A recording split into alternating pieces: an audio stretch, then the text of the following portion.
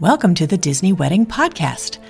This show is brought to you by Carrie Hayward's Fairy Tale Weddings Guide, the only guidebook and bridal organizer tailored exclusively to Disney's fairy tale weddings at Walt Disney World. I'm Carrie Hayward, and each week I feature Disney wedding updates, money-saving tips, and interviews with wedding vendors and real Disney couples. I also cover honeymoons, anniversaries, and engagements at the Disney parks and resorts.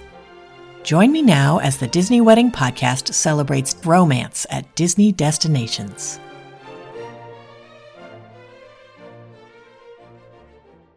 Today on the Disney Wedding Podcast, I am speaking with Casey and Lucas Borton about their ceremony at the Wedding Pavilion with a reception at Citricos and a dessert party at Germany Promenade. I thought you guys would be interested to hear how they chose these locations and how they planned everything and how it all turned out. So welcome, Casey and Lucas. Hi. Hey. So I would love to start at the very beginning and find out how you guys decided that you wanted to have your wedding at Disney. It's a little bit of a long story, but we got engaged summer of 2023 at Disneyland Paris because Disney's always been one of my favorite places to go. And so Lucas planned a trip to go across the pond to do that. So when we got back, we started talking about wedding planning, and we talked about doing something local, but we both work at the same place, and we knew we didn't want anybody's feelings to get hurt who may not get invited from work. So we always knew we would probably do it somewhere not local to us.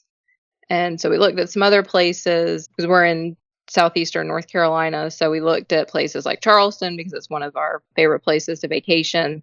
And then Lucas said that because he knew that we could get married at Disney. And so he requested the brochure and started kind of looking down that rabbit hole. And when we found out how expensive it was going to be to get married in a place like Charleston, and we had the numbers from Disney, it was like, well, we pay just a little bit more or pretty close to what we would probably be paying somewhere else. Why not do it at Disney? Since we knew they were kind of a whole package deal, even though we would have some outside vendors. They did a lot of stuff for us, so it was a little bit easier rather than having to coordinate with so many different vendors. That's great. Now, how did your friends and family react when they found out where the wedding was going to be? I think it was a little bit of one way or the other. Of course, we had family that were fully supportive of going to Disney. Then we had some others that were, I have to go all the way down to Florida to watch you get married at Disney. Like, you know, I think we had both sides of the spectrum, but luckily, like our families were still supportive, even though they had to go all the way down to Florida. And I think at the end of the day, I think they understood how important it was to us and, you know, how great our ceremony was. They actually really enjoyed it. Fantastic. How many guests did you invite and how many were able to make the trip? We invited 78 and I think we had 42 was our final count. Okay. Did you set up a room block for your guests? Yes. We did Wilderness Lodge as our deluxe. They threw in Grand Floridian since that's where we stayed the night before and night of the wedding. And then our moderate was Port Orleans French Quarter and All-Star Music. Got it. How did you guys choose the day of the week and time of day for your event?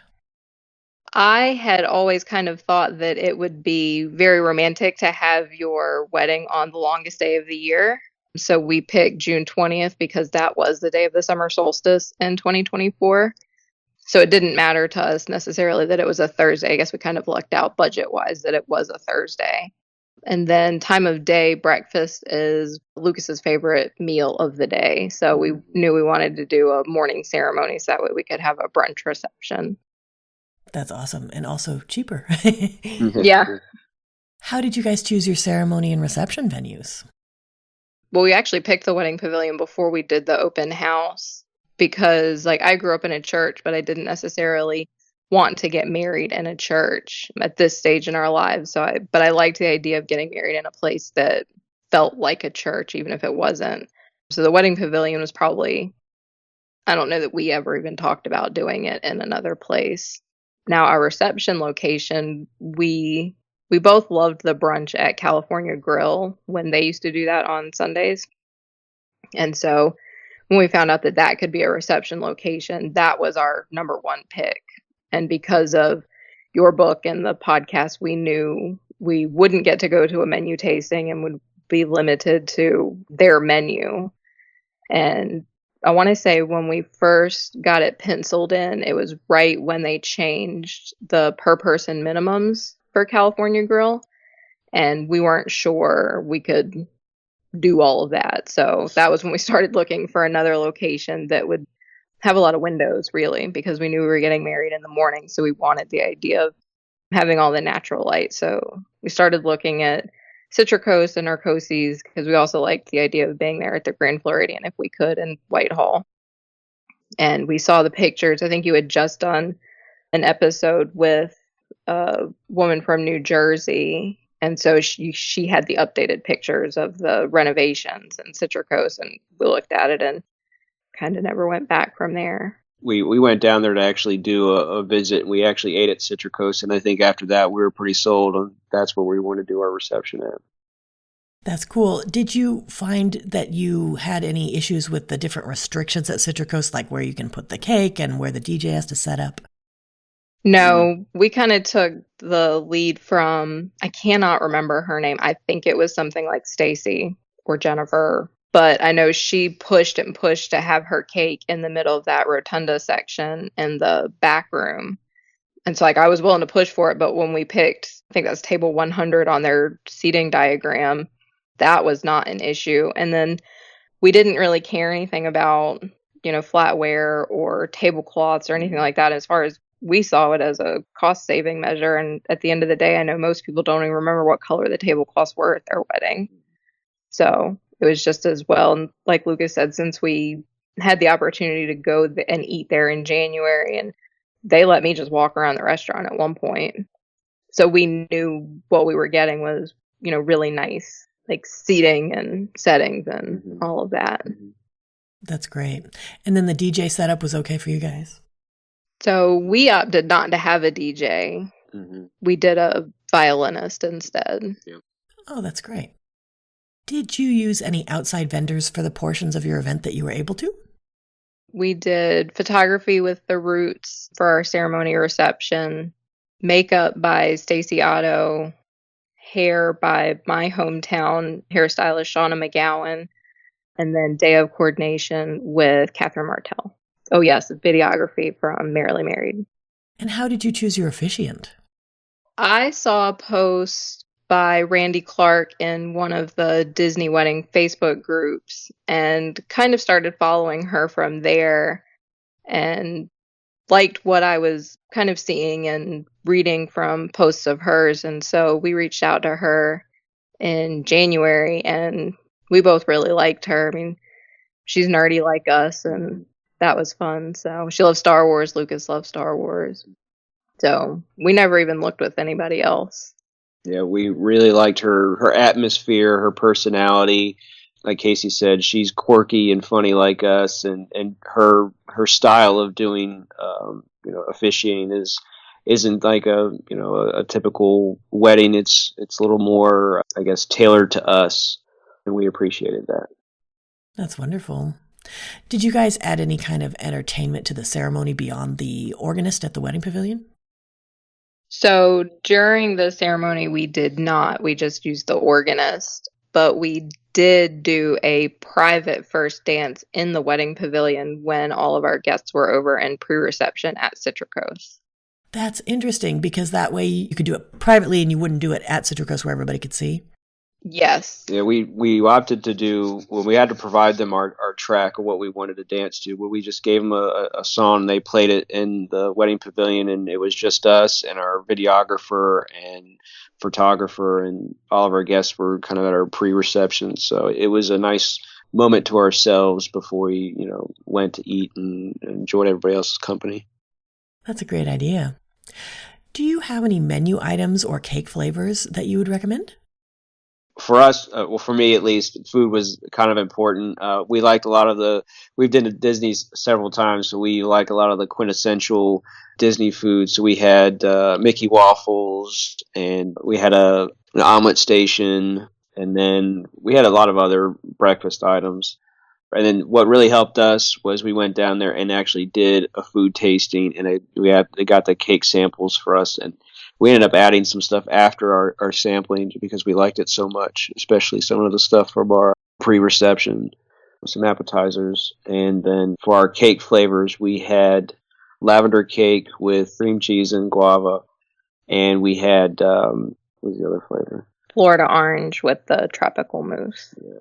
But we also, from eating at Citricos when we were there for our menu tasting, because they had the braised short ribs that I hear so many people rave about on your podcast, and I cannot say I was disappointed with them. No. But we also have, my uncle does a lot of kind of like home cooking and like pork and stuff, so that wasn't a surprise to me that I was disappointed. But when we went to Citricos, Lucas got the guava braised short ribs there, and oh my gosh, They were so good. we added those to our menu, I think, immediately. That's great. Can you tell my listeners a little bit about your dessert party at Germany? Yes, so my mom really loves fireworks, and it was one of the things that she wanted, if we could do it, to do something like that. So we knew we wanted to do a dessert party where we could see fireworks. We originally were supposed to be at the marina at Grand Floridian so we could see the Magic Kingdom fireworks, because that way we could hear the music, get it piped in, and we didn't have to pay anything extra for that. But we actually found out 2 months before our wedding that Magic Kingdom was going to be closed early that night, and they couldn't guarantee that they were doing fireworks. And then we found out later it was when the Warrior Games actually booked it out. So we got up with our planner and kind of started to scramble, was anything available in Epcot, because we knew that was going to be our option for full-on fireworks. And luckily, Germany Promenade was available, so that was what we picked. Mm-hmm. Can you give my listeners a timeline of how the wedding day all fit together? Yeah, so it started really early. I think we got up that morning at 2:45 to start hair and makeup for me, because we did do our first of the park portrait sessions before our wedding. So my hairstylist was there, I think, at 3 a.m. to start with that. And then one of Stacey Otto's people came in after Shauna was done. And we got picked up by Maddie from the lobby of the Grand Floridian at 5:30. Mm-hmm. Went and did our park portraits at Magic Kingdom. Got dropped back off. Did some of our around the resort photos with Nate and Jency, and videography with Prince. And then we got taken over to the Wedding Pavilion right about 8:45, and then our wedding was at 9. And then, like I said, our guests went over to pre-reception while we did our private first dance in the Wedding Pavilion. And then we got over there. I started to lose all track of time at that point. So we went, had our pre-reception food. They let us sit in the Enchanted Rose. And then we went into our reception, and we were there until I think 2:45, 3 o'clock, the time when they have to kick you out. Did videography after that. Right, yeah, we still had a little bit of time with videography, so we did a little more things around the Grand Floridian, and then we did some stuff on the monorail. Can you talk a little bit about what it was like having to get up so early on your wedding day to do the park portrait session? Was it okay? Would you not recommend it? I think it's worth it. Yeah, it definitely sucked to get up that early. Not gonna lie, getting up at 2, 3 o'clock in the morning is not the best, but we can't say enough about how great our portraits came out. And of course, anybody that's been in the Disney park at any time, to be in the park when no one else is there, it doesn't do it justice. It was nice to be able to, obviously you're not walking around to every ride, but just being in the park when the sun's coming up and, seeing the rides that you've ridden, I don't know how many times, when no one else is around, and taking those really good pictures. I think it makes it all worth it to get up that early to do that. I mean, by the time it was time to get married, I was so ready to get married because we basically already had an entire day's worth of activity. But I didn't mind. I mean, like Lucas said, it was early and nobody wants to be up that early. But for me, it was worth it because we went ahead and did each of our park sessions. We did one on Thursday and one on Friday. So we actually we got to sleep in 30 minutes later on Friday. But I didn't like the idea of having to schedule another time to fly down to Florida, cart my dress down there. Lucas have to get the suit together and then have to do all of it that early some other time. So we just wanted to go ahead and take advantage while we were there. That's cool. What park did you choose for your other portrait session? Epcot. Okay, so for each of you, what ended up being your favorite memory of your wedding day? So my favorite memories are doing our private first dance, since we opted not to do a DJ and have dancing at our reception. It was a way for us to get to do that moment together. And when we were planning it with our Disney planner, we initially wanted to do it at the end of our reception after all the guests left, but she encouraged us to think twice about that. And she said that we likely would have time to do it in the wedding pavilion, because she said, your guests aren't necessarily going to want to leave if you aren't leaving the reception. And I would definitely recommend that for anyone who wants to have that moment. And then I also really enjoyed our park portraits because, like Lucas said, it was amazing to be in the parks with nothing but staff, cast members. For me, I really enjoyed our reception. The food was great. The company of being able to enjoy our family and friends. We had two of our bridesmaids, maid of honor, get up and make a speech, and then one of my groomsmen made a speech. Our cake turned out really well. It was to me, it was just a really good moment to spend with family and friends. And of course, I really enjoyed our park portraits as well. Like Casey said, being in the park where no one else was there, and it's just you and cast members. And then we can't say enough about how great our pictures turned out. We couldn't have asked for anything better. That's fantastic. When you guys were planning, what were some of the most important aspects of the event where you focused your attention or your budget? Definitely food and photography and videography. We said the park portraits were pretty important from the beginning. They were, if we ended up having to cut things, that was going to be probably the last thing we cut. I would agree. I think our portraits and videography were probably the most important stuff that we kind of planned around. Food was important to us. Our cake flavors were important, but I think the portraits was probably the most important for us. Got it. Were there any aspects that were less important where you saved your money or just your effort? Decor and floral. Yeah. I mean, we had some floral. We initially intended to have our floral from the ceremony moved to the reception, but we were told that I guess Disney wouldn't have enough time to get it from the wedding pavilion since it was going over to Citricos, because that's where our pre-reception was. But we were able to reuse it at our dessert party the following night. That's great. Did anything go wrong or just not turn out like you expected? The dessert party change up luckily went wrong a few months in advance, but then the day of, we ended up having to go to our rain backup location, which we found out the day of would be American Adventure Rotunda, which I was excited about. If we had to be inside anywhere, that was where I would have picked if we had gotten to choose. But there was a miscommunication between, I think, our planners and our Disney day of person and cast members at Epcot. We were told to meet out front at the flagpole, like our designated meeting location. It got moved up, I think, 30 minutes earlier than we were originally told. And when we were out there, one of my bridesmaids went and asked a cast member, because everybody was there, what time we'd be walking back. And the cast member made a comment of, oh, well, we won't be walking back for a while still. I don't know why you guys are all here.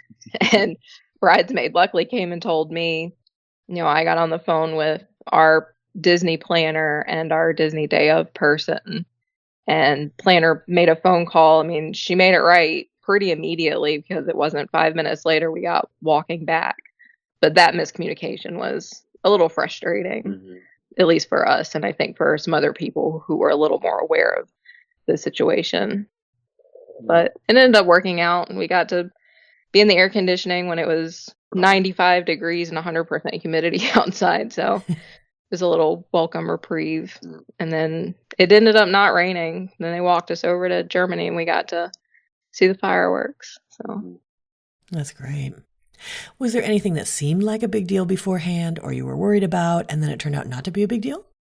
For me, it was the room block. And it's one of the things where I wish I'd kind of maybe paid a little more attention to past couples that you've had on the podcast about how stressful it can be. I mean, I was to the point of looking at our room block website, I think every single night for weeks leading up to the wedding to make sure that we got the rooms booked and pushing as many people as we could. If you haven't booked your room, like, we have the room block, go to the room block.